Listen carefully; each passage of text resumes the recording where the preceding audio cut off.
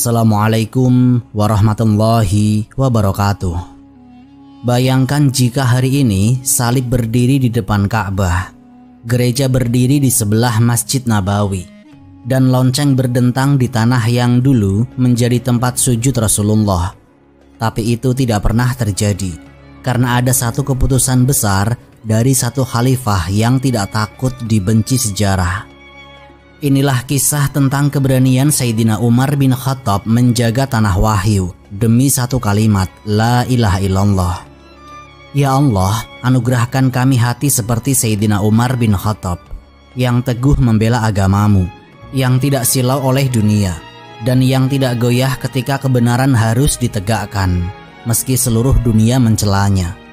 Simak video ini sampai akhir, karena di sini kita akan menyingkap warisan hukum yang jarang dibahas, tapi menjadi pondasi mengapa hari ini Jazirah Arab tetap bersih dari salib dan syirik. Sebuah warisan besar yang tidak boleh kita lupakan. Bismillah, mari kita mulai ceritanya.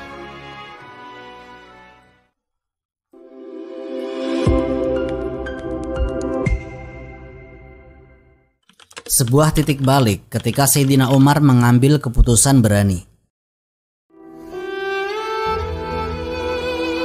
Tatkala Sayyidina Umar bin Khattab naik sebagai khalifah kedua sepeninggal Abu Bakar Asy-Syiddiq radhiyallahu anhu, situasi Jazirah Arab kala itu tidak lagi sama seperti ketika Rasulullah SAW masih hidup.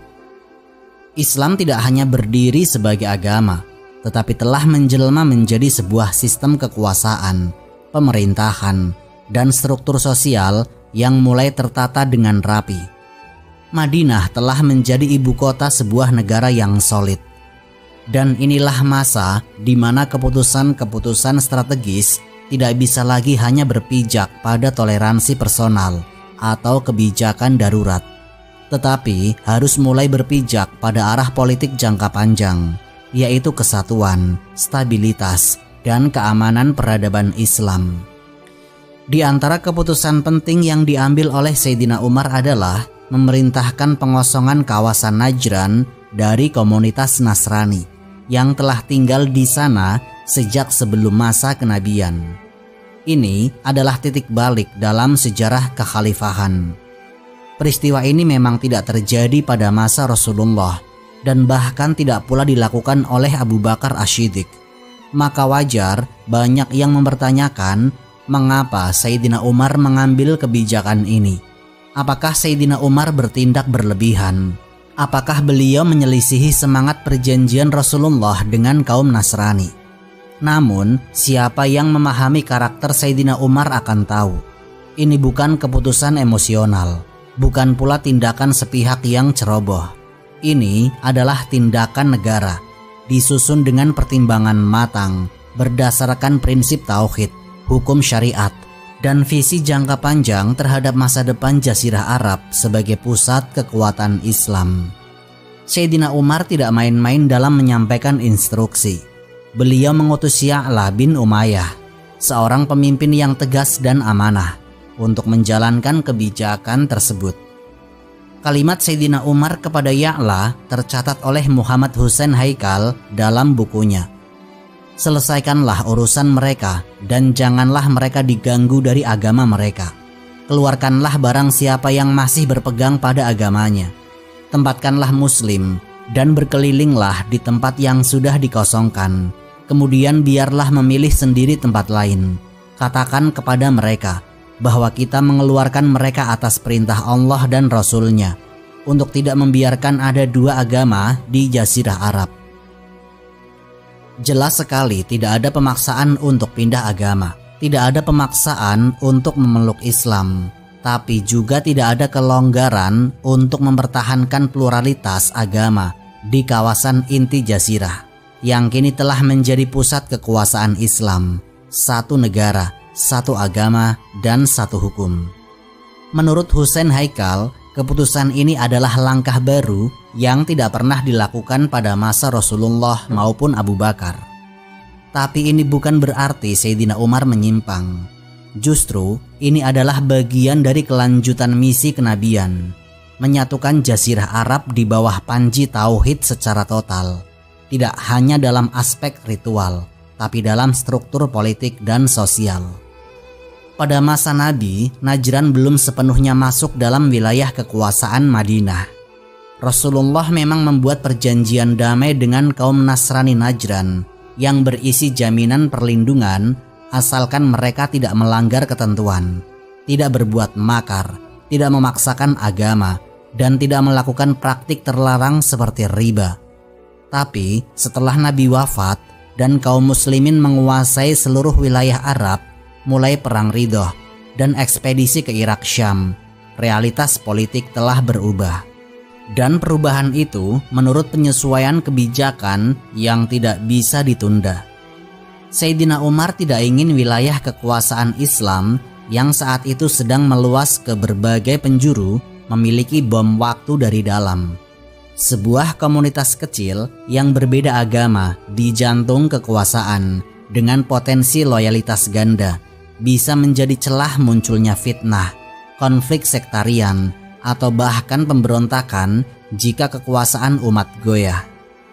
Beliau belajar dari sejarah masa Abu Bakar Ash-Shiddiq ketika berbagai kabilah murtad dan mencoba melepaskan diri hanya beberapa saat setelah Nabi wafat. Kebijakan Sayyidina Umar adalah pencegahan, bukan diskriminasi. Beliau memindahkan kaum Nasrani Najran secara terhormat dengan tetap menjaga hak milik mereka, dan bahkan memberikan tanah pengganti yang setara dengan wilayah asal mereka. Beliau menegaskan, orang yang masih berpegang pada agamanya hendaklah keluar. Kemudian kita beri mereka tanah seperti tanah mereka sebagai pengakuan mereka kepada hak kita, dan memenuhi janji kita memberi perlindungan kepada mereka sebagaimana diperintahkan oleh Allah. Disinilah letak salah kaprah para orientalis modern. Mereka menuduh Sayyidina Umar sebagai fanatik, intoleran, dan anti pluralisme. Padahal yang mereka lupa, zaman itu tidak mengenal negara netral agama. Bahkan Eropa sendiri waktu itu masih berlumuran darah karena perang antar sekte Kristen, antara Katolik dan Protestan. Negara manapun kala itu memandang agama sebagai identitas mutlak. Maka keputusan Sayyidina Umar bukanlah bentuk tirani, tapi justru langkah jenius dalam membangun negara tauhid yang solid dan tahan banting dari rongrongan dalam maupun luar. Sayyidina Umar tahu, perbedaan agama bukan hanya perbedaan ibadah, tapi perbedaan sistem hidup, sistem hukum, dan orientasi sosial. Islam mengharamkan riba, sedangkan Kristen membolehkan. Islam menolak khamr, Kristen meminumnya dalam liturgi. Islam berdiri di atas tauhid, sedangkan Kristen di atas trinitas. Bagaimana mungkin dua sistem ini hidup berdampingan dalam satu negara syariat tanpa konflik di kemudian hari? Sejarah mencatat bahwa tidak semua keputusan besar itu populer. Tapi seringkali keputusan yang berat dan tidak nyaman itulah yang menyelamatkan bangsa dalam jangka panjang. Sayyidina Umar tahu resikonya. Beliau tahu bahwa banyak yang akan menyalahkannya. Tapi beliau lebih peduli kepada umat. Beliau lebih peduli kepada keutuhan Islam. Maka beliau bertindak dengan tegas namun adil, dengan keras namun tidak zalim. Dan sejarah Islam pun mencatat tidak ada satupun pemberontakan dari kaum Nasrani Najran setelah mereka dipindahkan. Tidak ada protes massal, tidak ada darah. Yang ada adalah ketenangan dan kemurnian tauhid di tanah suci. Inilah Sayyidina Umar bin Khattab, sang pemimpin yang mengambil keputusan berani bukan demi dirinya, tapi demi kemaslahatan umat Islam sepanjang zaman. Najran dalam sejarah, dari perjanjian Nabi hingga pelanggaran janji. Najran adalah sebuah wilayah penting di selatan Hijaz, dekat dengan Yaman. Di masa Rasulullah, wilayah ini dihuni oleh komunitas Nasrani yang telah lama eksis bahkan sebelum Islam datang. Mereka bukan sekedar minoritas biasa. Mereka punya struktur agama, pemimpin gereja, dan koneksi politik ke negeri Kristen yang lebih luas, termasuk ke Imperium Kristen di utara yakni Romawi Timur atau Bizantium. Dengan kata lain, Najran bukan hanya masalah agama, ia adalah potensi geopolitik. Ketika Islam semakin kuat di Madinah dan mulai menyebar keluar wilayah Hijaz, Rasulullah mengambil langkah strategis, yaitu mengadakan perjanjian damai dengan kaum Nasrani Najran. Dalam perjanjian tersebut, mereka diberikan jaminan keamanan, kebebasan menjalankan agama, dan perlindungan selama mereka 1. Tidak melakukan makar atau membela musuh-musuh Islam, 2. Tidak menyebarkan ajaran secara agresif, dan ketiga, tidak melakukan praktik-praktik yang bertentangan secara terbuka dengan hukum-hukum Islam seperti riba. Perjanjian ini adalah bentuk nyata dari syiasah syariah Rasulullah yang penuh dengan pertimbangan realitas. Pada saat itu, kekuatan Islam masih dalam tahap perluasan. Kesatuan politik di Semenanjung belum terbentuk. Maka Nabi pun bertindak fleksibel, mendahulukan perdamaian dan toleransi demi stabilitas dakwah dan konsolidasi internal umat. Namun waktu berjalan, setelah perjanjian ditandatangani, sebagian dari kaum Nasrani Najran justru kembali melakukan praktik riba, bahkan dalam bentuk yang sangat kasar, yaitu pelipat gandaan utang yang mencekik para nasabah Muslim. Ini bukan pelanggaran kecil. Riba adalah salah satu bentuk kezaliman ekonomi paling keji dalam pandangan Islam, dan yang lebih buruk, mereka melakukannya setelah menyepakati larangan tersebut dalam perjanjian. Di titik inilah perjanjian itu menjadi cacat. Janji mereka sudah dilanggar. Sebagian sejarawan Muslim menyebutkan bahwa Sayyidina Umar mengambil tindakan pengusiran bukan sebagai bentuk inisiatif pribadi yang menyalahi Nabi, tetapi sebagai bentuk implementasi dari semangat perjanjian itu sendiri. Ketika mereka melanggar janji dan tetap memegang kuasa ekonomi di tengah umat Islam yang sedang tumbuh, maka hak mereka atas tanah di Jazirah Arab tidak lagi mutlak. Mereka telah mencederai akad damai yang suci. Dan menariknya, Sayyidina Umar tidak langsung mengambil tindakan keras. Beliau masih mengutus orang yang paling halus dan bijak untuk menyelesaikan urusan ini. Tidak ada invasi, tidak ada pembantaian, tidak ada penganiayaan. Hanya satu keputusan, mereka harus keluar dari kawasan inti umat Islam dan dipindahkan secara adil ke wilayah luar Jazirah.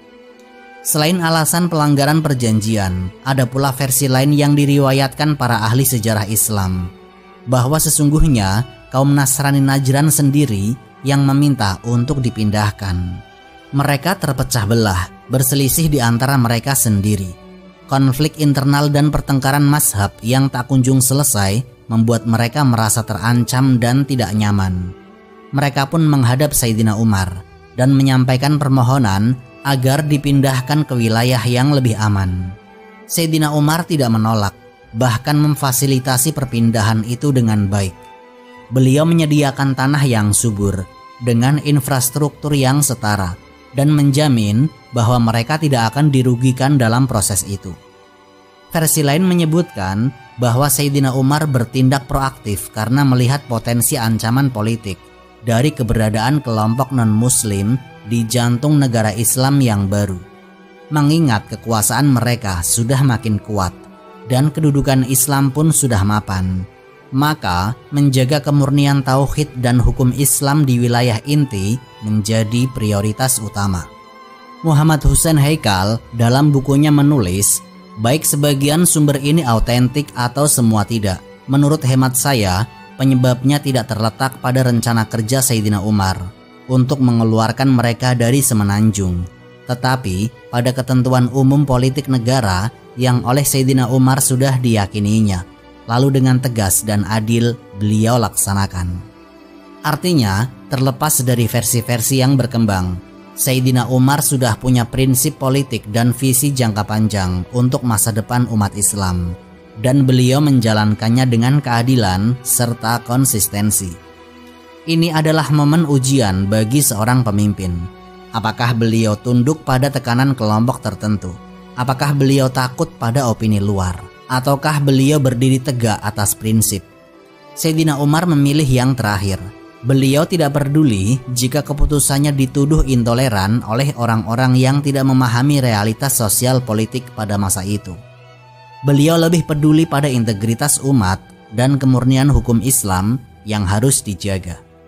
Dan yang menarik, Sayyidina Umar tidak pernah memaksa mereka masuk Islam.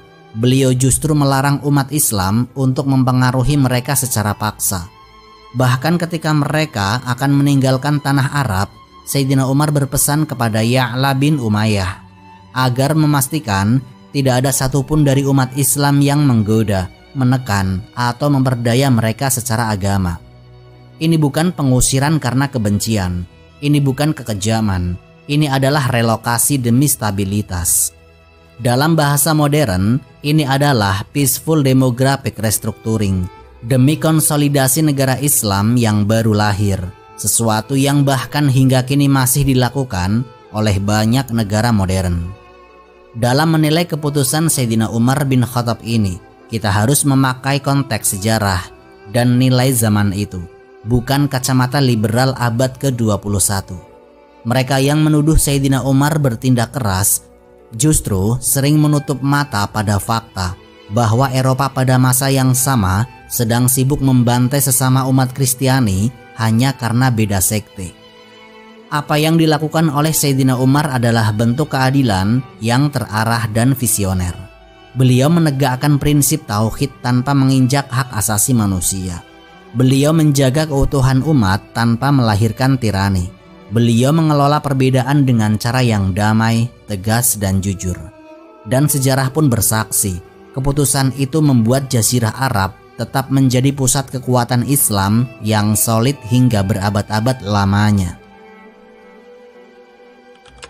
Antara tuduhan fanatisme dan realitas politik negara Islam. Keputusan Sayyidina Umar bin Khattab untuk mengeluarkan komunitas Nasrani dari Najran tidak lepas dari kritik.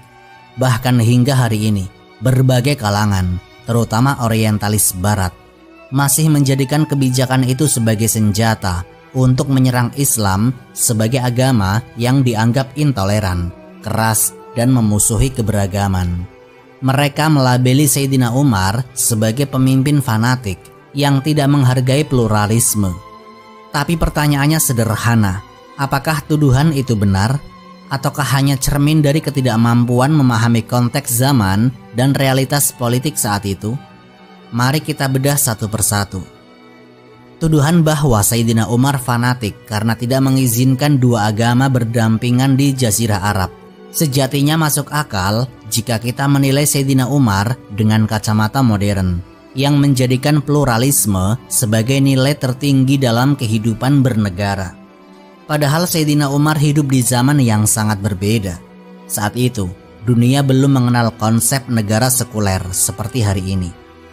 Dalam masyarakat abad ke-7, agama adalah pondasi utama sistem hukum, etika, dan pemerintahan. Tidak ada pemisahan antara agama dan negara. Bahkan di Eropa dan Romawi Timur atau Bizantium, kekuasaan raja seringkali dilegitimasi langsung oleh gereja. Agama dan politik berjalan dalam satu gerbong.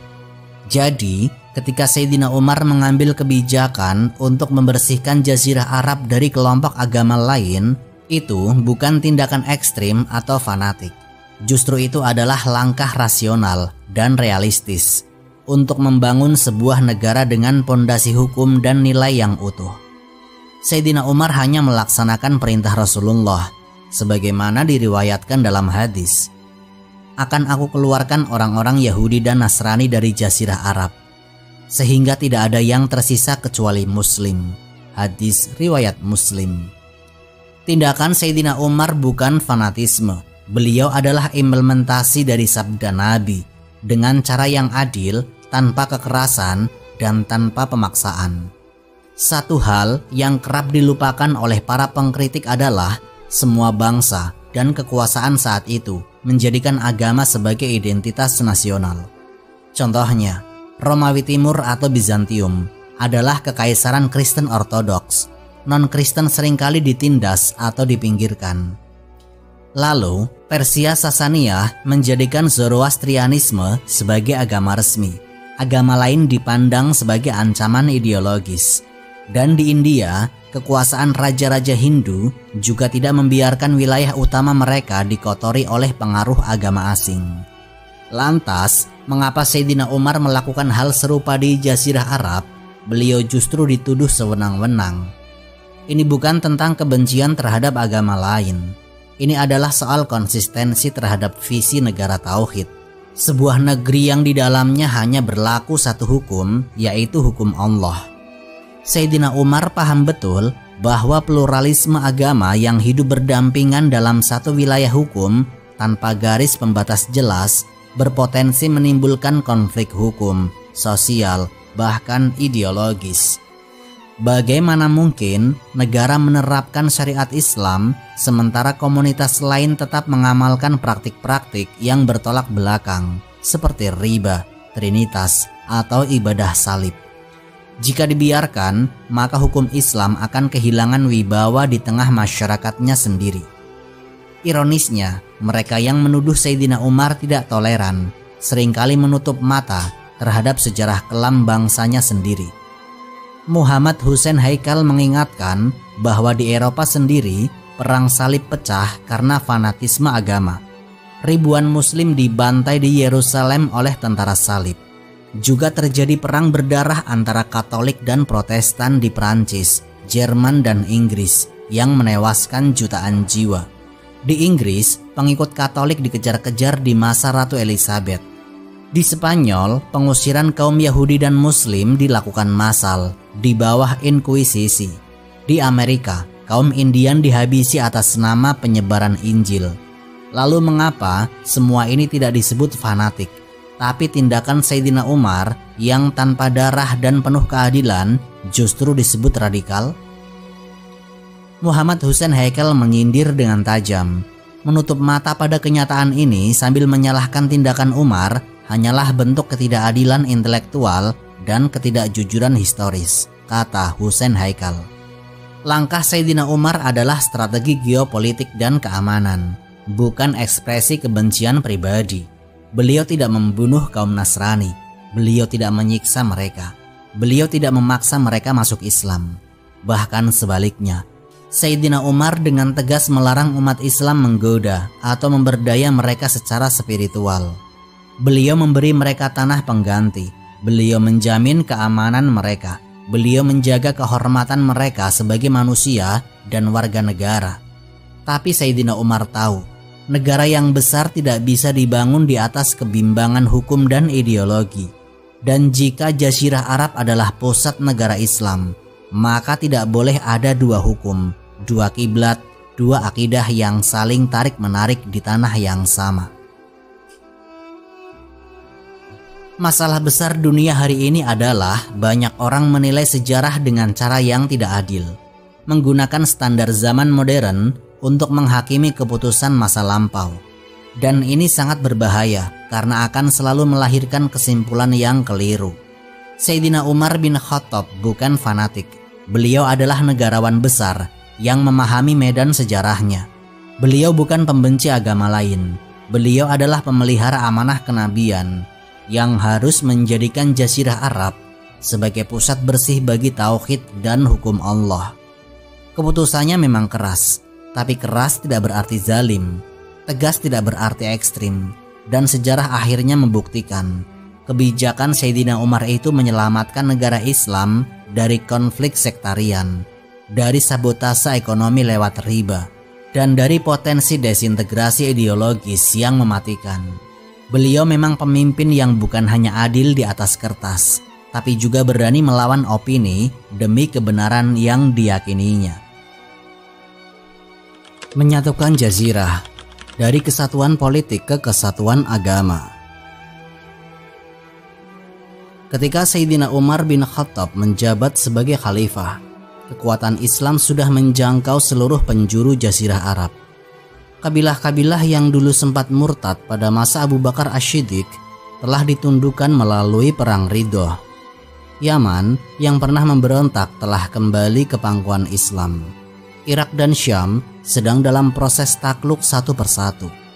Dengan kata lain, kemenangan politik sudah digenggam. Tapi Sayyidina Umar tahu, kemenangan politik belum tentu berarti kemenangan ideologis. Sebuah negara tidak akan bisa stabil jika rakyatnya bersatu hanya dalam loyalitas geografis, tapi masih berbeda dan bertentangan secara nilai-nilai fundamental. Maka Sayyidina Umar tidak hanya menyatukan wilayah, tapi menyatukan jiwa, yaitu satu tauhid, satu syariat, dan satu umat. Dalam peta kekuasaan saat itu, komunitas Nasrani di Najran menjadi pengecualian paling mencolok. Ketika semua wilayah sudah disatukan di bawah panji Islam, Najran masih memegang jati diri agama yang berbeda. Dan itu bukan sekedar perbedaan ibadah. Dalam pandangan Sayyidina Umar, itu adalah anomali dalam versi negara Islam. Karena bagi Sayyidina Umar, Islam bukan hanya agama tetapi sistem. Dan sistem itu tidak bisa dijalankan maksimal jika dalam satu wilayah masih ada dua hukum, dua sistem nilai, dan dua kiblat yang saling bertentangan. Itulah mengapa beliau mengeluarkan perintah yang menjadi penanda era baru. Tidak boleh ada dua agama dalam satu negara Islam di Jazirah Arab. Dan ini bukan perkara diskriminasi. Ini adalah kebutuhan geopolitik dan sosial ideologis. Pertanyaan yang sering muncul adalah, mengapa pengusiran Nasrani Najran tidak dilakukan oleh Rasulullah? Kenapa tidak di masa Abu Bakar? Kenapa baru Sayyidina Umar yang melakukannya? Jawabannya sederhana. Karena pada masa itu kondisi politik belum stabil. Rasulullah Shallallahu Alaihi Wasallam wafat saat masih ada berbagai komunitas yang belum tunduk secara penuh. Abu Bakar Ash-Shiddiq masih sibuk memadamkan gelombang pemberontakan besar-besaran dari kaum murtad. Jadi perjanjian damai dan toleransi pada masa Nabi dan Abu Bakar adalah bentuk diplomasi realistis dalam masa transisi. Namun, ketika kekuasaan Islam sudah mapan, ketika musuh eksternal sudah mundur, dan musuh internal telah hilang suara, waktunya telah tiba untuk menyempurnakan visi negara tauhid. Inilah yang dimaksud oleh Muhammad Hussein Haikal. Tatkala Sayyidina Umar memegang kekuasaan, semua faktor penyebab lahirnya perjanjian Najran di masa Nabi dan Abu Bakar sudah tidak ada lagi. Sudah tiba saatnya Umar harus memikirkan satu rencana baru dalam politik negara. Artinya, Sayyidina Umar tidak menyelisihi perjanjian Nabi, tetapi mengaktualisasi semangatnya sesuai dengan konteks zaman yang telah berubah. Madinah saat itu telah menjadi pusat kekuasaan dunia Islam. Dan seperti semua pusat kekuasaan dalam sejarah, ia harus steril dari segala potensi gangguan.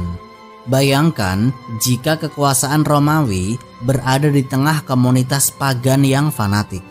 Atau bayangkan Vatikan dikelilingi oleh kuil penyembah berhala, maka tidak akan pernah stabil. Sayyidina Umar berpikir jauh. Beliau melihat Jazirah Arab sebagai jantung peradaban Islam. Maka jantung itu harus bersih, kuat dan bebas dari sel-sel penyakit yang bisa menyebar kapan saja jika imun umat melemah. Karena itu, beliau tidak hanya melihat Najran sebagai perkampungan kecil Nasrani, beliau melihatnya sebagai bom waktu, sebagai potensi celah bagi kekuatan asing, baik Romawi maupun ideologi luar, untuk menyusup dan menghancurkan dari dalam. Langkah Sayyidina Umar bukan reaktif, tapi preventif dan strategis. Dalam dunia modern, negara asing dianggap hanya sebagai batas geografis. Tapi dalam konsep Islam, negara adalah kesatuan akidah, al-wala wal bara, loyalitas kepada Allah dan Rasul-Nya, dan pemutusan dari segala bentuk kekufuran. Dan disinilah letak perbedaan mendasar jika negara barat bisa mentoleransi segala jenis perbedaan nilai dalam satu wilayah. Negara Islam justru menjadikan kesamaan akidah sebagai pondasi. Sayyidina Umar mengerti betul prinsip ini, maka beliau tidak hanya menghapus keberadaan fisik Nasrani dari Jazirah, tapi juga menghapus potensi dominasi sistem nilai asing yang bisa merongrong Islam dari akar.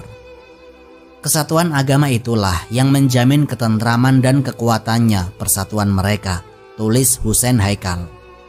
Tanpa kesatuan akidah, umat Islam hanya akan menjadi kumpulan manusia tanpa arah.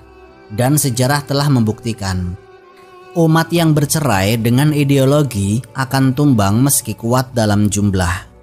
Contoh dalam dunia, relokasi demi stabilitas. Sayyidina Umar tidak sendirian dalam kebijakan ini. Dalam sejarah dunia, relokasi komunitas demi stabilitas politik sudah lama menjadi strategi kekuasaan.